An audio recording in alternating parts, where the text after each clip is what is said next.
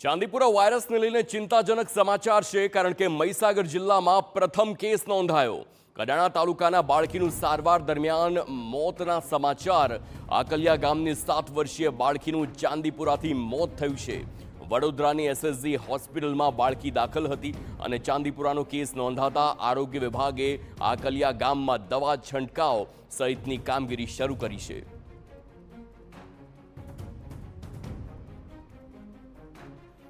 મહીસાગરમાં ચાંદીપુરાનો આ પહેલો કેસ ને ત્યારબાદ આપ જુઓ કે તંત્ર સફાળું જાગ્યું ને ત્યારબાદ આખા ગામમાં આકલિયા ગામમાં આ દવાના છંટકાવની કામગીરી શરૂ કરવામાં આવે છે, કારણ કે રિપોર્ટ જે પ્રમાણેના જણાવવામાં આવ્યા છે કે આ ચાંદીપુરા વાયરસના જે મચ્છર હોય છે તે મોટા ભાગે કાચા મકાનોમાં અથવા તો પ્લાસ્ટર વગરના મકાનોમાં તે મચ્છરોનો ઉપદ્રવ વધારે થતો હોય છે। સંવાદદાતા આશીષ ઠાકર ફોન લાઈન પર। આશીષ, પહેલો કેસ મહીસાગરમાં ચાંદીપુરાનો ચિંતા વ્યાપી છે અને જે પ્રકારે દવાના છંટકાવની કામગીરી થઈ રહી છે, શું શક્યતા છે કે બીજા બાળકો પણ તેનાથી સંક્રમિત હોય? શું તેની તપાસ થઈ રહી છે? વધુ વિગતો?